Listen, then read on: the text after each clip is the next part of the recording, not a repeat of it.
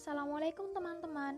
Pada kesempatan yang berbahagia ini, aku, Nafisah Anabillah, bersama dengan Muhammad Nur dan Nurul Maulidiah akan membahas tentang akad wadiah.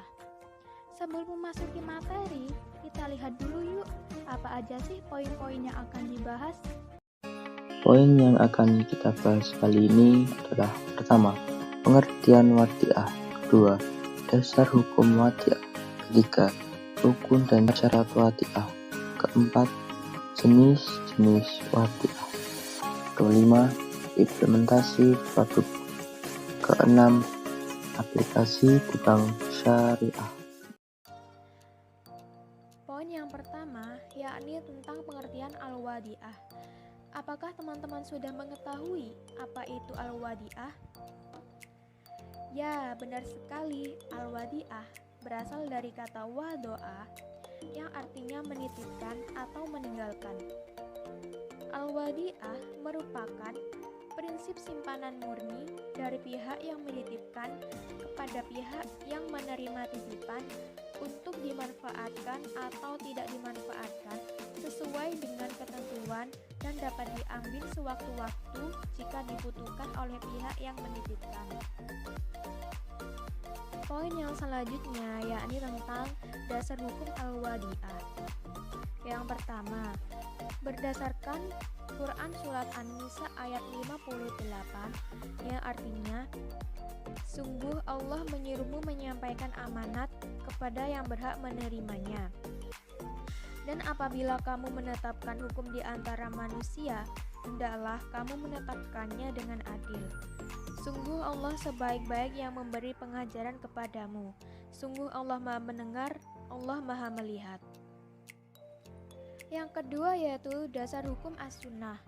Berdasarkan hadis riwayat Abu Daud dan Tirmizi yang artinya, sampaikanlah amanat kepada orang-orang yang memberi amanat kepadamu, dan janganlah kamu mengkhianati orang-orang yang mengkhianatimu.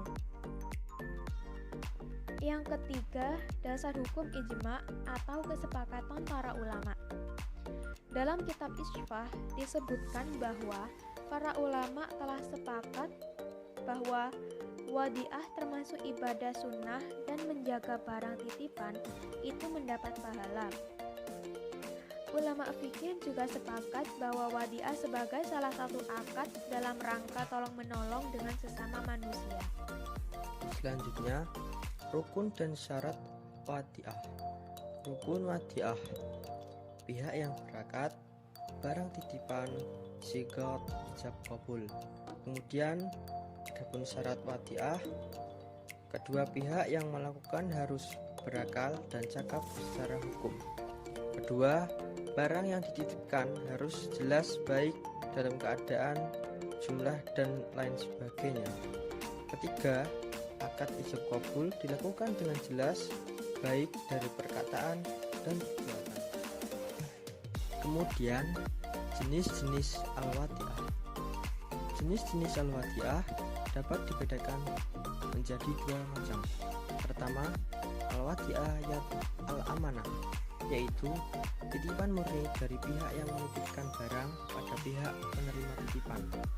Kedua, wadiah yad dhamanah, yaitu akad antara dua pihak, yang satu sebagai nasabah dan yang satunya lagi sebagai penerima titipan, di mana pihak yang menerima titipan boleh memanfaatkan barang yang dititipkan, tetapi wajib mengembalikan barang titipan dengan keadaan utuh. Penerima titipan boleh memberikan bonus atau imbalan yang tidak dijanjikan sebelumnya. Lanjut untuk poin yang kelima, yakni implementasi produk. Jenis dari akad al-wadiah ada dua macam, akad al-wadiah yad al-amanah dan akad al-wadiah yad dhammah. Untuk produknya sendiri, yang pertama, produk yang ditawarkan dengan menggunakan akad al-wadiah yad al-amanah yaitu safe deposit box. Dalam produk ini, bank menerima titipan barang dari nasabah untuk ditempatkan di kotak tertentu yang telah disediakan oleh bank syariah. Dokumen yang dapat disimpan antara lain sertifikat tanah, ijazah, emas, dan lain-lain. Untuk yang kedua, yaitu produk yang dapat ditawarkan pada akad al-wadiah yad dhamma ialah giro dan tabungan wadiah. Giro wadiah yaitu titipan pihak ketiga pada bank syariah yang penarikannya dapat dilakukan setiap saat dengan menggunakan cek, pilot giro, atau dengan cara pemindah bukuan. Sedangkan tabungan wadiah yaitu jenis simpanan yang penarikannya dapat dilakukan sesuai perjanjian yang penarikannya dapat melalui buku tabungan, slip penarikan, ATM, dan formulir transfer. Untuk poin yang keenam, yaitu aplikasi di bank syariah. Dapat dilihat skema al-wadiah yad al-amanah. Di sini terdapat dua pihak, yaitu nasabah muwaddi atau penitip, dan yang kedua bank mustauda atau penyimpan. Dalam skema ini terjadi hubungan timbal balik antara keduanya, yang mana penitip melakukan penitipan barang ke bank mustauda atau penyimpan, dan bank mustauda membebankan biaya penetapan dalam penitipan barang tersebut. Terdapat keterangan lain, yaitu 1. Nasabah menitipkan barang pada bank syariah menggunakan akad al-wadiah yad al-amanah. Bank menerima titipan dan menempatkan barang pada tempat yang aman. Yang kedua, nasabah dibebani biaya oleh bank syariah. Biaya ini merupakan pendapatan fee.